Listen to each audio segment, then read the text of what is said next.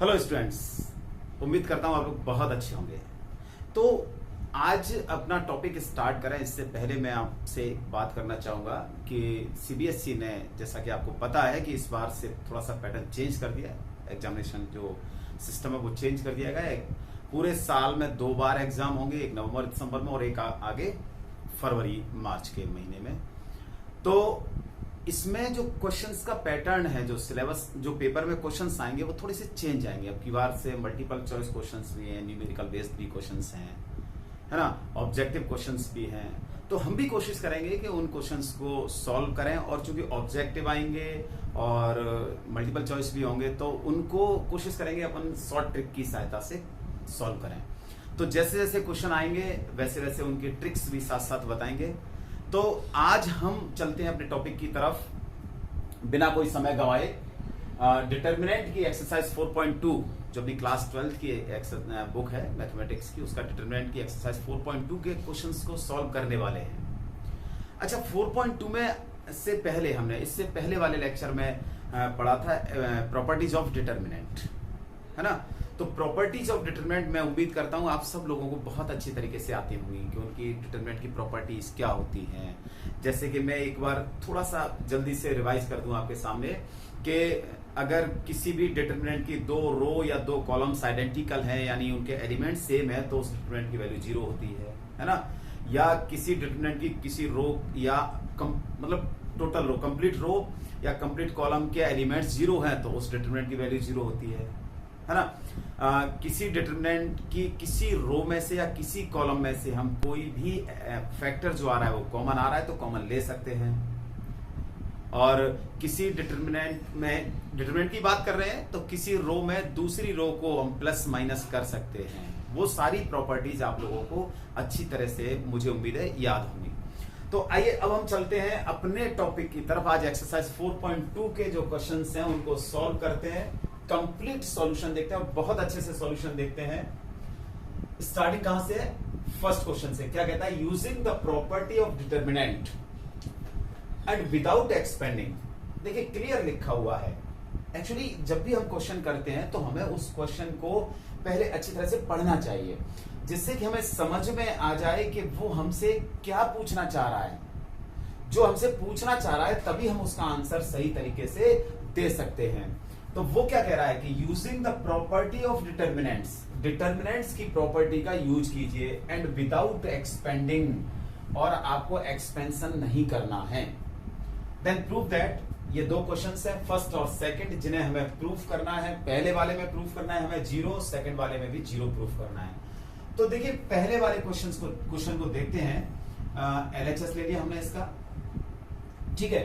अब आप ये देखिए सबसे पहले कि क्या किसी रो या किसी कॉलम में से कोई फैक्टर कॉमन आ रहा है क्या?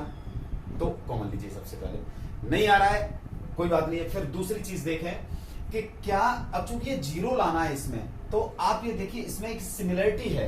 क्या है कि सिमिलरिटी कह सकते हैं कि ये x plus a y plus b z plus, यानी ये जो थर्ड कॉलम है वो x plus a y plus b और जेड प्लस सी है। अगर हम इन दोनों को प्लस कर दें, C1 और C2 को, ये तो आपको पता ही है ना, ये देखिए R1 है ना, ये R2 और ये R3 थर्ड रो है। ये कॉलम फर्स्ट है इसका, ये सेकंड है, और ये कौन सा कॉलम है? थर्ड कॉलम है। तो अगर हम फर्स्ट और सेकंड कॉलम को प्लस कर देते हैं तो ये क्या आ जाएगा? x plus a y plus b z plus c, और जो आएगा वो कॉलम और ये कॉलम दोनों कैसे हो जाएंगे? सेम हो जाएंगे, है ना। और जब 2 कॉलम या 2 रो आइडेंटिकल होते हैं या सेम होते हैं, इक्वल होते हैं, तो उस डिटरमिनेंट की वैल्यू कितनी होती है? 0 होती है। हो गया क्वेश्चन। तो चलिए आइए करते हैं, अप्लाई करते हैं। अप्लाई C1 में लगा देते हैं C1 प्लस C2। अच्छा, जब प्रॉपर्टी आप लगाएं, ये छोटी छोटी चीजें हैं, थोड़ा सा आपको ध्यान देना है। जिसमें प्रॉपर्टी लगानी है आपको, C1 में प्रॉपर्टी लगानी है तो C1 में ही वैल्यू चेंज होगी। अब यहां C1 है तो C1 यहां भी होगा। बात समझ आ रही है? ये C1 है तो C1 यहां भी होगा। और हम C1 में C2 को प्लस कर रहे हैं, यानी फर्स्ट कॉलम में सेकंड कॉलम को प्लस कर रहे हैं, तो जो वैल्यू आएगी सॉल्व करके वो C1 में रखी जाएगी, यहां इस वाले कॉलम में रखी जाएगी। कॉलम है तो कॉलम, रो है तो रो, जो भी है उसमें रखी जाएगी। अब हम इसमें ये अप्लाई करते हैं प्रॉपर्टी। कितना आता है देखिए, x प्लस ए, दोनों को प्लस कर दिया तो x प्लस ए, फिर इन दोनों को प्लस करिए y प्लस बी, फिर इन दोनों को प्लस करिए तो कितना आ जाएगा z प्लस सी। और C2 में तो आपने कुछ किया ही नहीं है, ABC। थर्ड कॉलम को लिख दीजिए x plus a, y plus b and z plus c. अब आप देखिए कि पहला और third column, first and third column same है, C1 और C2 दोनों कैसे हैं, सेम हैं, इक्वल हैं, तो इस डिटरमिनेंट की वैल्यू क्या हो जाएगी, 0, since C1 is equal to C3। दोनों कॉलम सेम है, इसलिए इस डिटरमिनेंट की वैल्यू 0 हो गई। प्रूफ हो गया, हेंस प्रूफ्ड। बात आ रही समझ में? अच्छा चलिए, ये दिख नहीं रहा, कोई बात नहीं, इसको यहां से हटा देते हैं। अब देखिए सेकंड क्वेश्चन। सेकंड क्वेश्चन क्या कहता है कि a minus B, B minus c, c minus A, B minus c, c minus A minus B, C minus A minus B, B minus c. अब इसमें LHS लेते हैं और हमें इसे भी 0 प्रूफ करना है, तो थोड़ा सा विचार करिए। क्या विचार करना है कि अगर हम इन तीनों रो को प्लस कर देते हैं, तीनों रो को प्लस करेंगे तो क्या जाएगा, देखिए a minus B plus B minus C plus C minus है, ए से ए कैंसिल, बी से बी, सी से सी कैंसिल, कितना आ गया, 0 आ गया। ये 0 आ जाएगा, यहाँ इन तीनों को प्लस करेंगे तो ये 0 आ जाएगा, इन तीनों को प्लस करेंगे तो ये 0 आ जाएगा। और जब किसी रो के सभी एलिमेंट या कॉलम के सभी एलिमेंट्स 0 होते हैं तो उस डिटरमिनेंट की वैल्यू क्या हो जाती है, 0 हो जाती है ना। मैं इसमें एक अप्लाई करता हूं प्रॉपर्टी, R1 में क्या कर देता हूं, R1 plus R2 plus R3। ध्यान दीजिए, ये R1 में हम अप्लाई कर रहे हैं तो यहां भी R1 ही आएगा, ये दोनों सेम होंगे। कर दीजिए प्लस, क्या आ जाएगा, इन तीनों को प्लस करेंगे तो a minus B plus B minus C plus C minus c, अभी आपके सामने लिखा है 0। इन तीनों को प्लस करिए तो b से b कैंसिल, c से c कैंसिल, a से a कैंसिल, ये भी 0। c माइनस ए माइनस बी, बी माइनस सी, तीनों को प्लस करेंगे तो ये भी 0।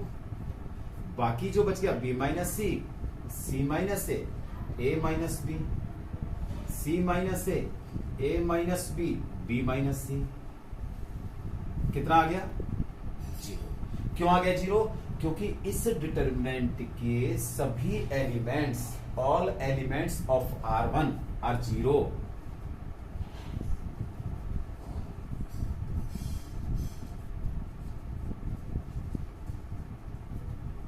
आर 0, इसलिए क्या हो गया, इस डिटरमिनेंट की वैल्यू कितनी हो गई, 0 हो गई। तो बात समझ में आ रही है ना? बड़े ही सिंपल क्वेश्चन है, नोट कीजिए। थर्ड क्वेश्चन क्या कहता है कि 2 3 5 7 8 9 65 75 86 इज इक्वल टू 0। इसको हमें 0 प्रूफ करना है ना। तो देखिए कैसे होगा 0 प्रूफ। अच्छा, इसमें देखिए कुछ सिमिलरिटी दिख रही है क्या आपको, कुछ कोई ऐसी चीज दिख रही है कि कोई प्रॉपर्टी लगाएं तो वो सेम हो जाए या कुछ हो जाए या 0 आ जाए। तो देखिए, अगर हम इसमें 9 से मल्टीप्लाई करें, है ना, 9 इंटू 7, बात समझ आ रही है, और प्लस 2 कर दें तो कितना हो जाएगा, 9 7 जा 63 प्लस 2 65, और इसमें से माइनस कर दें, 65 में से माइनस कर दें तो कितना आ जाएगा, 0 आ जाएगा। ठीक है, इसी तरीके से यहां 9 का इसमें मल्टीप्लाई, 9 8 जा 72, और इसको प्लस कर दें, 72 प्लस 3 75, इसमें से 0 हो जाएगा। तो प्रॉपर्टी क्या बनती है, प्रॉपर्टी जो प्रॉपर्टी अपन अप्लाई कर रहे हैं वो कौन सी बन जाएगी, C3 में लगा दीजिए, C3 minus 9C2 minus C1। बात समझ में आई? तो कितना आ जाएगा देखिए। अब ये अप्लाई करें तो जैसे आपसे हो सकता है कि दिक्कत हो जाए अप्लाई करने में, तो कोई प्रॉब्लम नहीं, आप इस तरीके से कैलकुलेशन करें। कैसे? जैसे 65 C3 माइनस 9 C2 कितना है, 7 है, और माइनस 2 C1, कितना आ गया, 0 आ गया। देखिए 9 7 जा 63, -2 65, और 65 में से माइनस किया तो 0। बात समझ आ रही है? ऐसे ही यहां पर देखिए, इसको भी करेंगे तो 75 माइनस 9 इंटू 8 माइनस 3, ये भी 0 हो गया। एंड इट्स 72 माइनस 3 73, वो 72 3 75, 75 में से किया तो 0। ऐसे ही यहां पर 86 माइनस 9 इंटू 9 माइनस 5, कैलकुलेशन करिए 0 आता है या नहीं आता है। तो हमने C3 में प्रॉपर्टी लगाई है, C3 में प्रॉपर्टी लगाई है, तो चलिए C3 में लगा देते हैं 2 3 5, यानी C1 में तो कोई चेंज नहीं है, C2 में भी कोई चेंज नहीं है, 7 8 9। C3 में कैलकुलेशन किया तो कितना आ गया, इसमें से इसमें 9 का मल्टीप्लाई करके और इससे माइनस करेंगे तो कितना आ जाएगा, 0, ये 0 और ये 0। और C3 के सभी एलिमेंट 0 हैं, इसलिए वैल्यू कितनी हो गई इसकी, 0 हो गया। RHS प्रूफ हो गया। तो एक एक स्टेप के क्वेश्चंस हैं, बहुत सिंपल हैं, शॉर्ट टाइप के क्वेश्चंस हैं।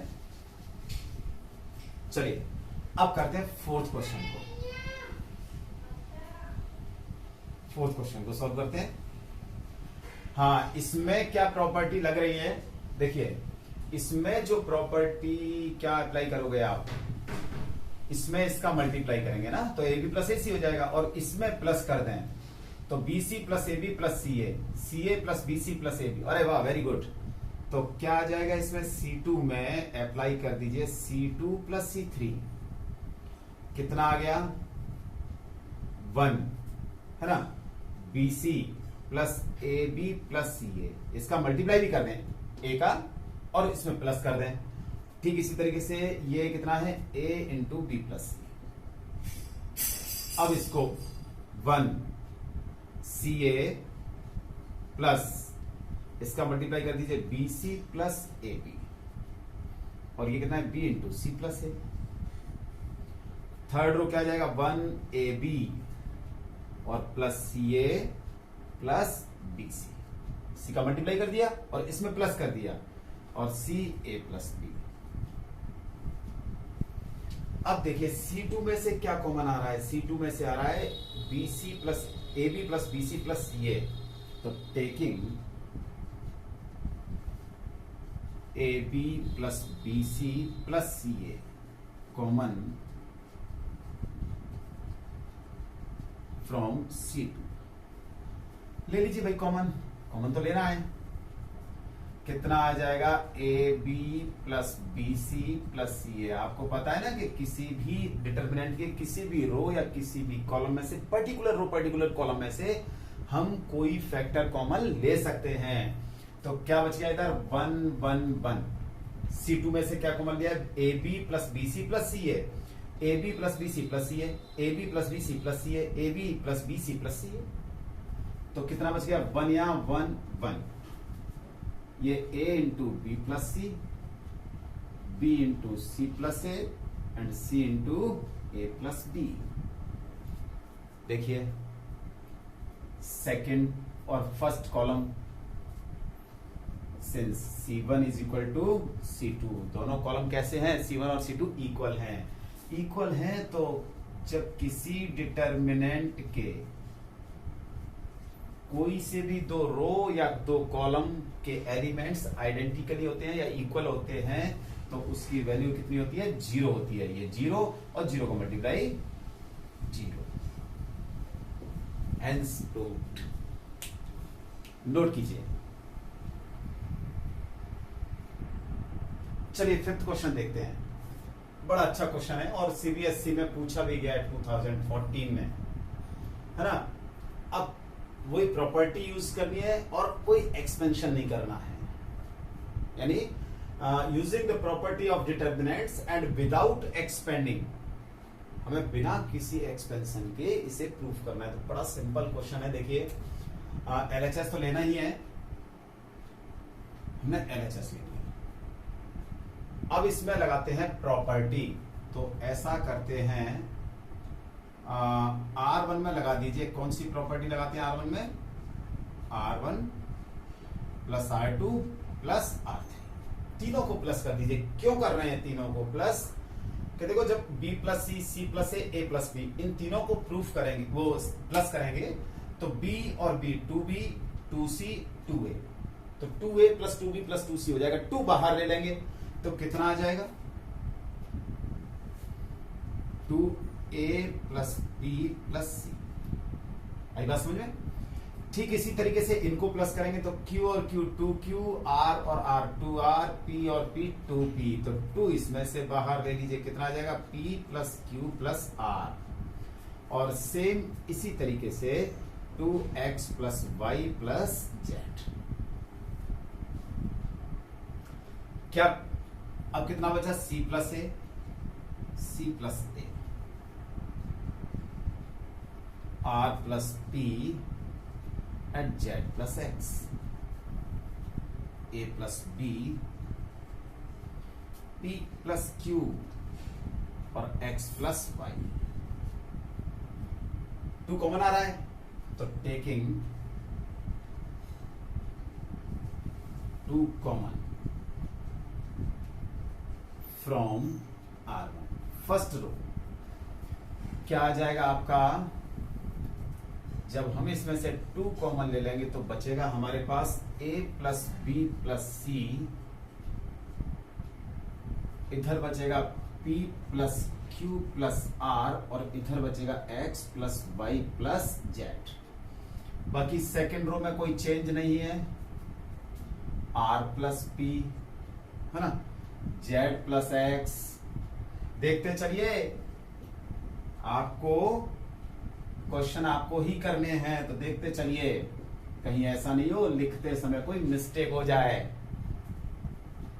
अब देखिए, अब अपन को प्रॉपर्टी लगानी है। कौन सी लगाते हैं? इसमें से इसको माइनस कर देते हैं।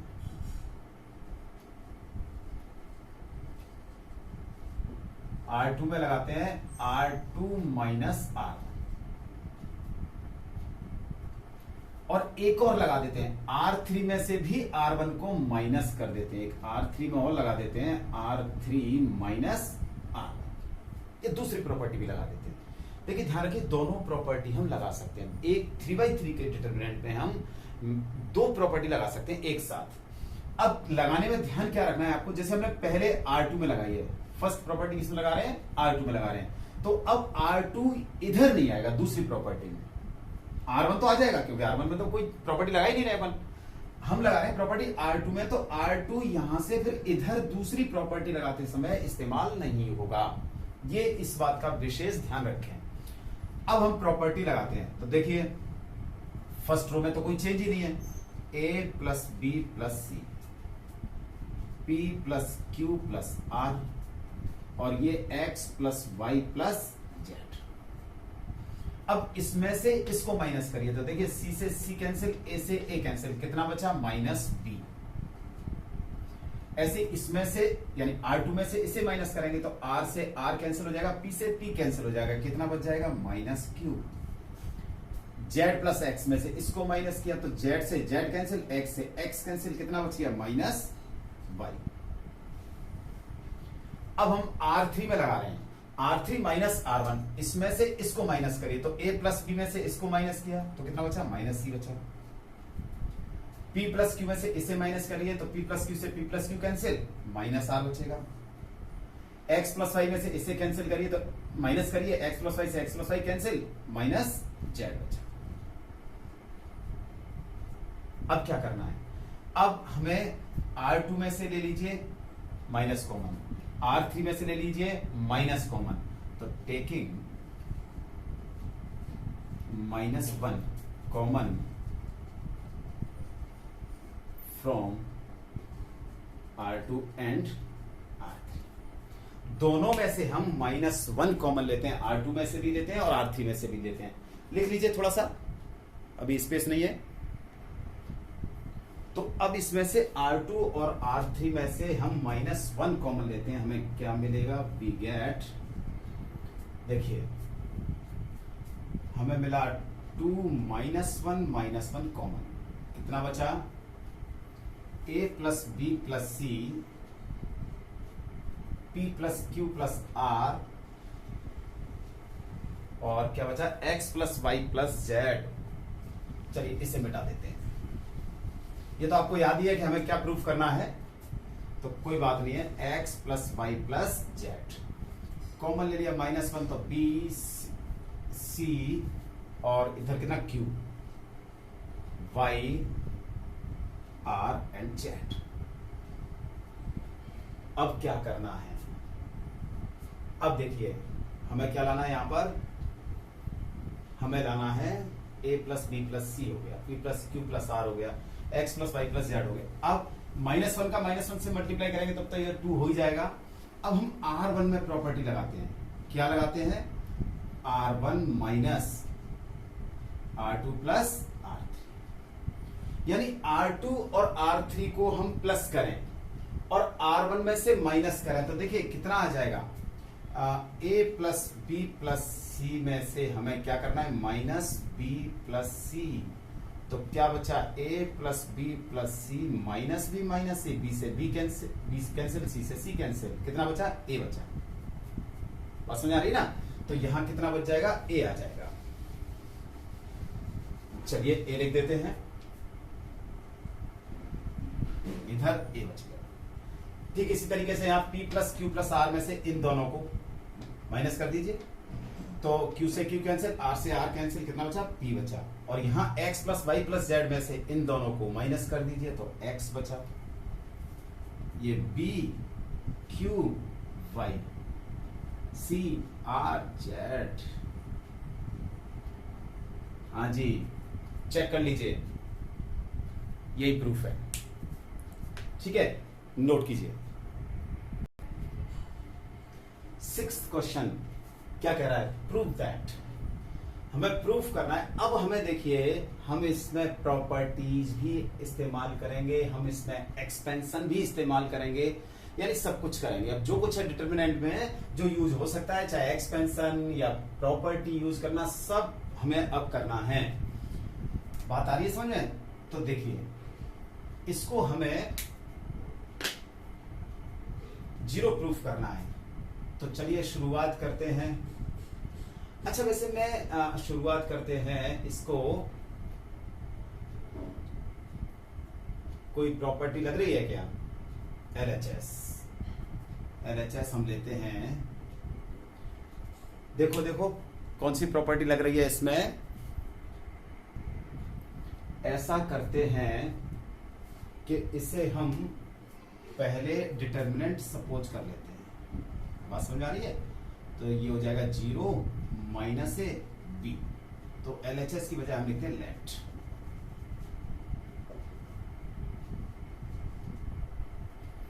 ये हो जाएगा A0C and minus B minus सी 0। अब ऐसा करिए,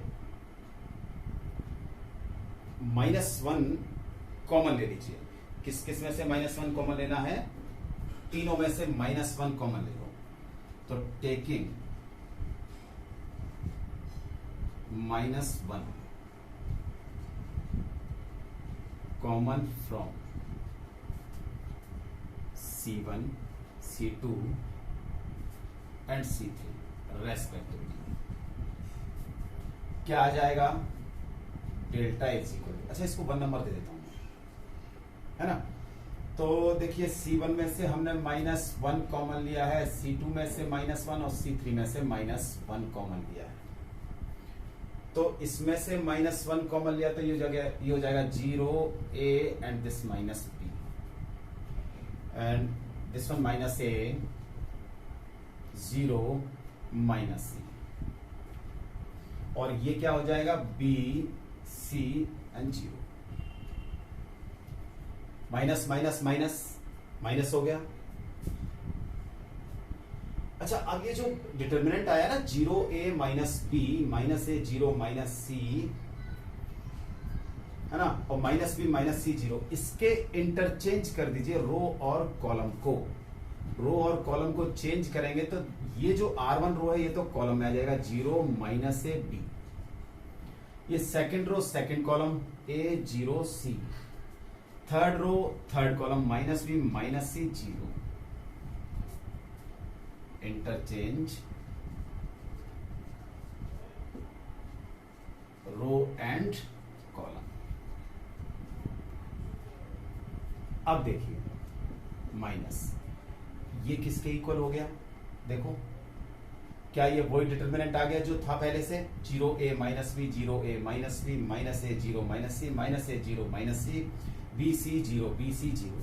तो कितना आ गया? Minus delta. डेल्टा को इधर लाए तो कितना आ जाएगा? 2 delta is equal to 0 plus हो जाएगा and delta is equal to 0। और डेल्टा आपने क्या सपोज किया? उस डिटर्मिनेंट को सपोज किया है, मींस कितना हो गया? 0 minus A B, A 0 C, minus B minus C 0 is equal to 0। Hence proved. बात समझ में आई? अच्छा देखिए, ये आपको क्लियर हो गया है ना, हमने प्रूव भी कर दिया। अच्छा, इसको अगर ये ऑब्जेक्टिव में आता तो इसमें क्या क्वालिटी है? अगर हम इसे ध्यान से देखें तो इसमें एक बड़ी क्वालिटी है। देखिए ट्रिक देखिए, क्या क्वालिटी है कि इसके प्रिंसिपल डायगोनल के एलिमेंट्स कैसे हैं? 0 है। और ये जो एलिमेंट्स हैं प्रिंसिपल डायगोनल के रेस्पेक्ट में, जो एलिमेंट्स है minus A B minus B C minus B, तो ऐसा आपने मैट्रिक्स में पढ़ा था कहीं? सिमेट्रिक और स्क्यू सिमेट्रिक मैट्रिक्स में पढ़ा था। ये जो है ना, ये स्क्यू सिमेट्रिक मैट्रिक्स है। मैट्रिक्स में आपने क्या पढ़ा था कि a to the power t is equal to minus a. ये पढ़ा था कि नहीं पढ़ा था? a to the power t is equal to minus a होता था स्क्यू सिमेट्रिक मैट्रिक्स।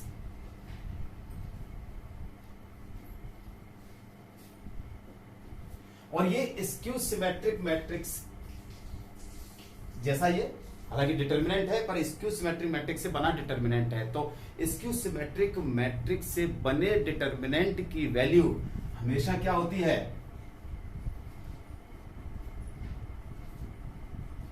0। कितनी होगी? 0 होगी। तो इस डिटर्मिनेंट की वैल्यू कितनी होगी? 0 होगी। आप कैसे पहचान सकते हैं कि ये जो प्रिंसिपल डायगोनल एलिमेंट्स हैं, इनके रेस्पेक्ट में जो एलिमेंट्स हैं वो इक्वल एंड अपोजिट साइन के होंगे। Minus A B minus B C minus C, opposite sign, equal and opposite sign के होंगे। तो ऐसे डिटर्मिनेंट की वैल्यू हमेशा कैसी होती है? 0 होती है।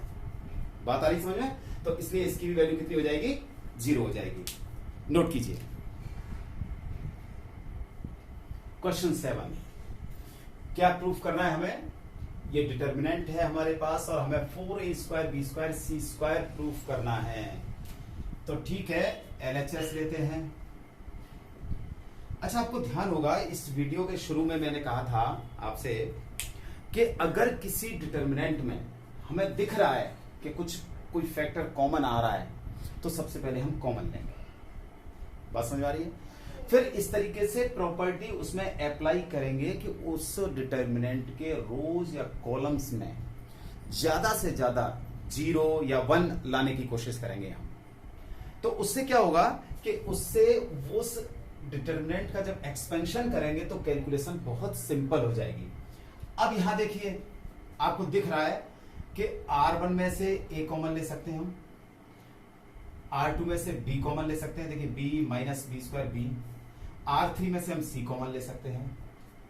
तो R1, R2 और R3 में से हम ABC कॉमन ले सकते हैं। अगर मान लीजिए आप R1 रोज में से नहीं कॉमन लेना चाहते हैं तो कॉलम्स को चेक करिए। कॉलम्स में से हम A पहले वाले कॉलम में से, C2 में से B कॉमन ले सकते हैं, C3 में से C कॉमन ले सकते हैं। तो ये कोई जरूरी नहीं है कि जैसे मैंने यहाँ क्वेश्चन कर दिया, जो प्रॉपर्टी लगाई उसी तरीके से आप भी लगाएं। आप डिफरेंट भी लगा सकते हैं, लेकिन गलती नहीं होनी चाहिए किसी भी प्रकार की। तो taking A, B and C common,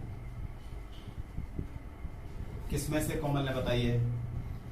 from R1, R2 and R3 respectively ले लीजिए कॉमन। तो कितना आ जाएगा?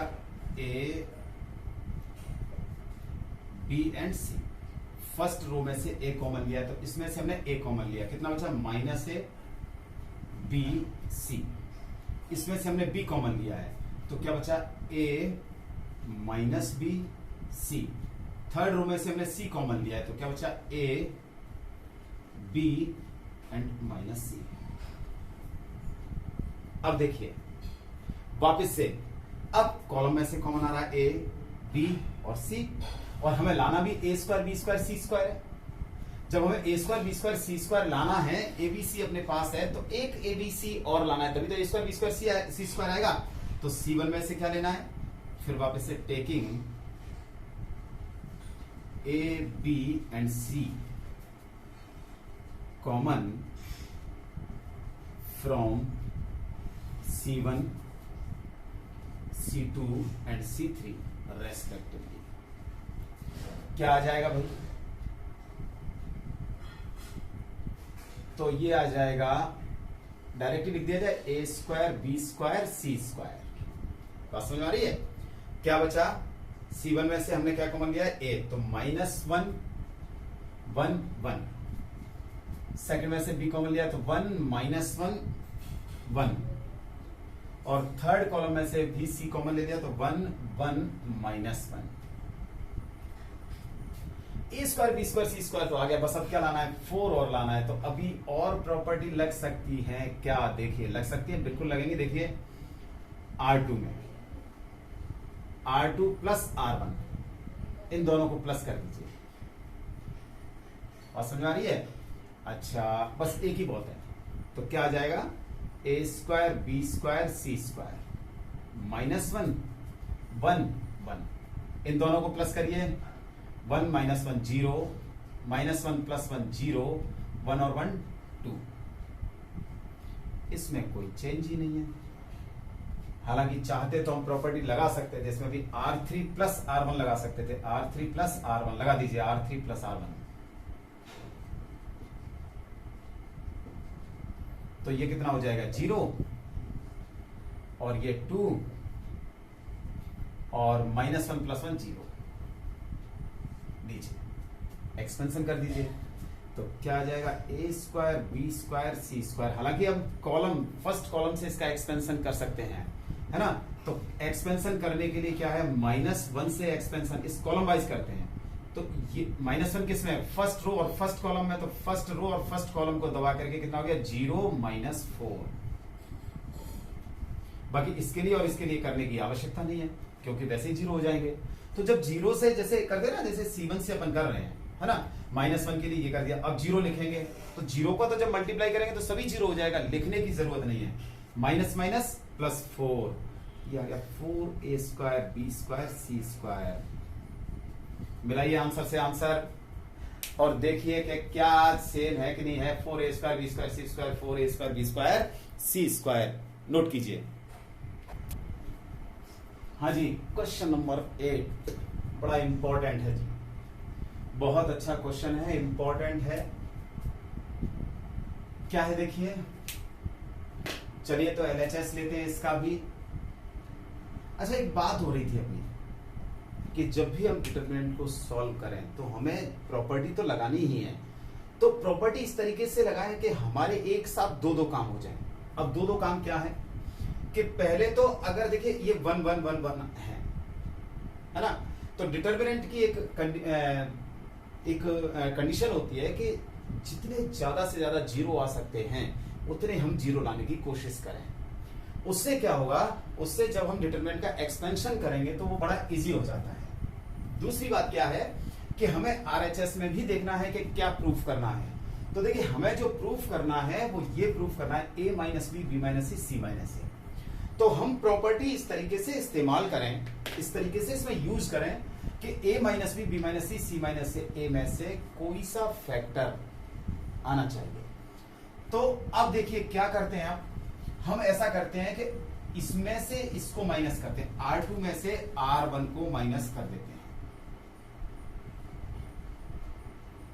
क्या आ जाएगा, 1 में से बन जाएगा तो 0 बचेगा, है ना। तो एक तो 0 आ गया, b - a और b स्क्वायर - a स्क्वायर। थोड़ा सा कैलकुलेशन कर दिया करें कि अगले स्टेप में क्या करेंगे, हमें क्या करना चाहिए। तो बी माइनस ए और बी स्क्वायर माइनस ए स्क्वायर, और बी स्क्वायर माइनस ए स्क्वायर के फैक्टर होते हैं b minus A b plus a. तो हम इसमें से फिर बी माइनस ए कॉमन ले लेंगे। साथ ही साथ अगर हम R3 में से R1 इसको भी अप्लाई कर देते हैं, देखिए ध्यान से, तो क्या आ जाएगा, 1 में से 1 चला जाएगा 0, c माइनस ए और सी स्क्वायर माइनस ए स्क्वायर, फिर उसी तरीके से सी स्क्वायर माइनस ए स्क्वायर के फैक्टर कर देंगे, तो क्या आ जाएगा, c माइनस ए कॉमन आ जाएगा। तो देखिए कितना आ जाएगा, 1a स्क्वायर, इसमें तो कोई चेंज किया ही नहीं हमने। 1 में से 1 माइनस किया तो 0, b में से a को माइनस किया तो b माइनस ए, बी स्क्वायर माइनस ए स्क्वायर। अब R3 में R3 माइनस R1, बहुत सारे क्वेश्चन कर चुके हैं, तो अब तो शायद मैं समझता हूं आपको प्रॉपर्टी अच्छे से इस्तेमाल करना, यूज करना आ गया होगा। अच्छा, इससे पहले एलिमेंट्री ट्रांसफॉर्मेशन मैट्रिक्स में भी हमने यूज किया है, तो कोई प्रॉब्लम नहीं आनी चाहिए। R3 माइनस R1, तो देखिए 1 माइनस 1 0, c माइनस ए और सी स्क्वायर माइनस ए स्क्वायर, इसके फैक्टर कर दीजिए 1a और a स्क्वायर, 1 इसमें से माइनस चलिए बाद में ले लेंगे, ले लीजिए कॉमन, तो a minus B, B square minus A square कितना हो जाएगा, b माइनस ए और b प्लस ए, ये 0 c minus a, c minus a and c plus A.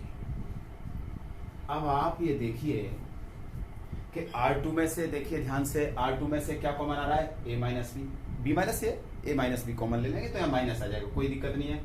R3 में से क्या कॉमन आ रहा है, c माइनस ए, तो एक बार में ही दो चीजें कॉमन आ गई, c माइनस ए भी आ गया, a माइनस बी ये भी आ गया, है ना। तो चलिए अब लेते हैं common, taking a minus b and b minus c common from R2 and R3 respectively, क्या आ जाएगा,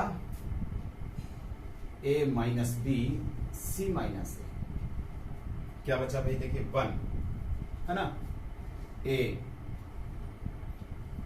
स्क्वायर 1 माइनस ए माइनस सी, तो minus 1, b minus a common, हमने a माइनस बी कॉमन लिया, ये b माइनस ए कॉमन है तो minus a plus B, फिर 0, c माइनस ए कॉमन ले लिया तो 1, और c माइनस ए यहां से कॉमन ले लिया तो c प्लस ए, यह। अब हम एक और प्रॉपर्टी लगाते हैं, क्या लगाते हैं कि अगर इन दोनों को प्लस कर दें, अच्छा देखिए गलती यहां होती है हमसे, ध्यान दीजिए कहां गलती होगी। एक तो हम लगा सकते हैं R2 में लगा सकते हैं R2 प्लस R3, और R3 में भी लगा सकते हैं R3 प्लस R2। आप कहेंगे सर क्या ये तो R2 है और ये R3 है, कौन सा फर्क पड़ रहा है, यहां तो सब सेम ही आ रहा है, लेकिन देखिए ध्यान दीजिए बस यही, अगर हम इससे प्रॉपर्टी को लगाते हैं तो क्या होगा, 0 और 1 को प्लस करेंगे तो यहां 1 और आ जाएगा, यहां तो 0 आ जाएगा, ये बात सही है, लेकिन यहां क्या आ जाएगा, 0 प्लस 1 आ जाएगा। तो एक 0 लाने के चक्कर में एक 0 खत्म, जबकि हमारे डिटर्मिनेंट की जो एक क्वालिटी है वो ये है कि डिटर्मिनेंट को सॉल्व करने के लिए, उसका एक्सपेंशन करने के लिए ज्यादा से ज्यादा 0 होने चाहिए, है ना।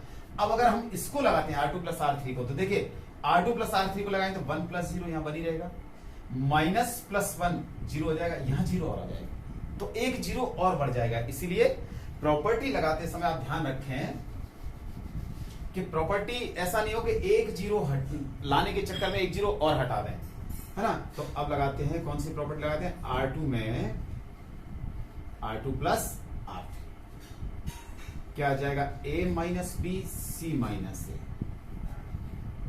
1a स्क्वायर लगा दीजिए, 1 प्लस 0 1, माइनस 1 प्लस 1 0। अच्छा इन दोनों को प्लस करिए आप, तो देखिए माइनस ए, ये कितना आ गया, माइनस ए माइनस बी, माइनस ऑपरेट किया, प्लस सी प्लस ए, तो ए से A cancel, minus B plus C, minus तो माइनस कॉमन ले लीजिए, बी माइनस सी। 0 1 C प्लस कर दीजिए एक्सपेंशन यहां से। तो एक्सपेंशन करते हैं a minus B C minus a. बात समझ में आ रही है? तो देखिए क्या आ जाएगा इस 1 के लिए 0 और इसका इससे मल्टीप्लाई करेंगे, लेकिन जब मल्टीप्लाई करते हैं तो साइन चेंज हो जाता है, तो माइनस आएगा तो क्या हो जाएगा प्लस बी माइनस माइनस ए। पता है ना, प्लस माइनस प्लस। देखिए ध्यान नहीं रहे तो कोई बात नहीं, आप यहां लिख लिया करें plus minus plus minus plus minus. मतलब कुल मिलाकर के बात यह है कि एक्सपेंशन करते समय या क्वेश्चन करते समय किसी प्रकार की कोई मिस्टेक नहीं होनी चाहिए। तो हमने इसको प्लस माइनस प्लस लिख लिया, इसके ऑर्डर लिख दिया। अब हम फर्स्ट रो से चल रहे हैं, तो फर्स्ट रो के फर्स्ट एलिमेंट 1 के कॉरस्पॉन्डिंग साइन प्लस, तो हमने प्लस ले लिया। A second element corresponding sign minus, तो माइनस लिख दिया ए। अब देखिए इसका मल्टीप्लाई करते हैं इससे सी प्लस ए, है ना, और ये 0 था 0। अब प्लस 0 लिखें माइनस 0 लिखें, क्या फर्क पड़ता है, माइनस ए स्क्वायर यही लिख देते हैं। तो plus a square, sorry minus नहीं प्लस 1 माइनस 0 कितना आ गया, a minus B C minus a. ये कितना बचा, b माइनस सी। अच्छा ये कितना बचा, तो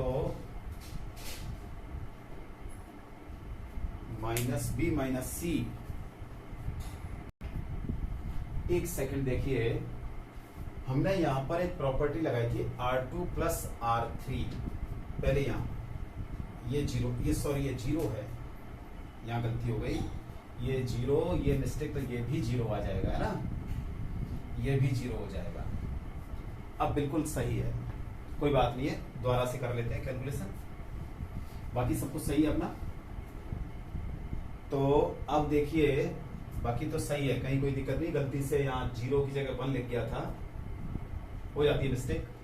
अब इसका एक्सपेंशन करते हैं, तो 1 के लिए पहले करते हैं, है ना, 1 के लिए, और कॉलम C1 से करते हैं। C1 से इसका एक्सपेंशन करते हैं तो कितना आ जाएगा 1 के लिए, ये रो और ये कॉलम क्या था 0 और minus minus plus b minus.